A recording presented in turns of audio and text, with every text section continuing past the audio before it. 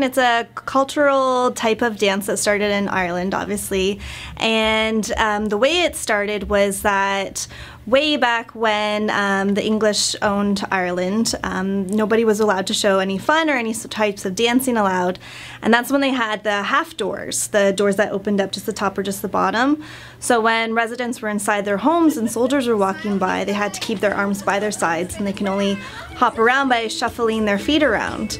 So from doing that kind of bouncing around in their kitchens and stuff, that kind of took off and started the whole Irish dance influx.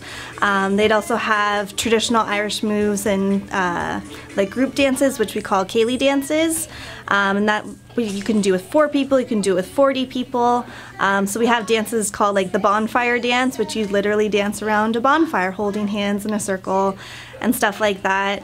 But as the years went on, kind of more modern style took on. Now Irish dancing is all about like the intricate movements that you make with your feet. It's all about the rhythm, the taps, the tricks that you can do, and everything's all about staying up on your toes and making the most beats as possible with your feet while doing it.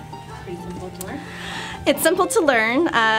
Like we said before, we kind of start off with the basics, with the positioning of your feet, learning how to point your toes, stand up on your toes, and skip around.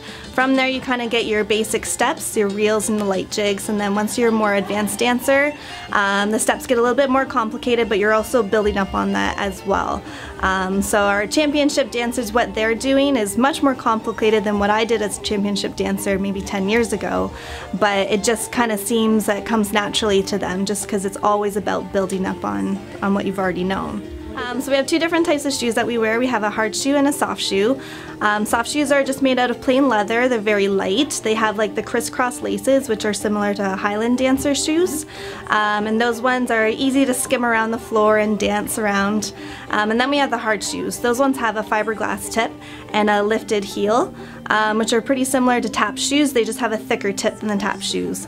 That one's all about making the beats and the hard rhythms up on the floor. You can do big kicks with it and clicking your heels too. So definitely the hard shoes is my favorite type of dance to wear, or shoe to wear. I think the dancers love the costumes the most about the dancing. It's what it makes it special and unique per dancer, because what we're doing all around the world is pretty much the same. We all do the same jumps, the same tricks.